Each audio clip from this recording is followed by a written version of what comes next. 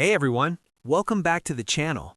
In today's video, I'm going to show you how to bulk edit activities so you can save time and manage your tasks more efficiently. Let's jump right in. First, head over to the left-hand sidebar and click on Activities. This is where all your calls, meetings, and follow-ups are stored. Once the activities list opens, you'll see everything organized in a table format.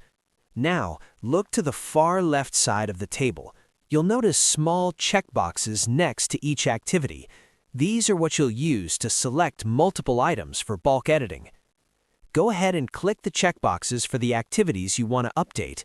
You can select as many as you need and scroll down the list to keep adding more.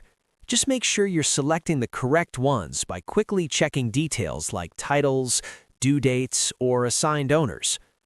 As soon as you select at least one activity, a bulk edit panel will appear on the right side of your screen. This panel is where you control all your updates. It allows you to change fields like the activity owner, due date, time, type, status, or even add notes. Next, make the changes you want in the panel. For example, you can assign all selected activities to one team member, shift their due dates, or update their type to keep everything consistent.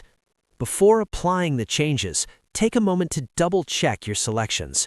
Remember, whatever you set here will apply to all selected activities. Once everything looks good, click Edit to apply the changes.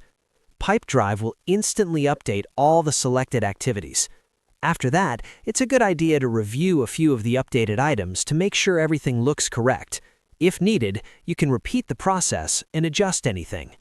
And that's it. You've successfully bulk edited activities in Pipedrive. Quick recap.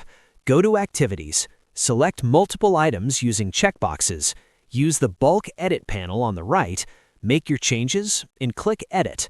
Simple, fast, and a huge time saver. Thanks for watching, and I'll see you in the next video.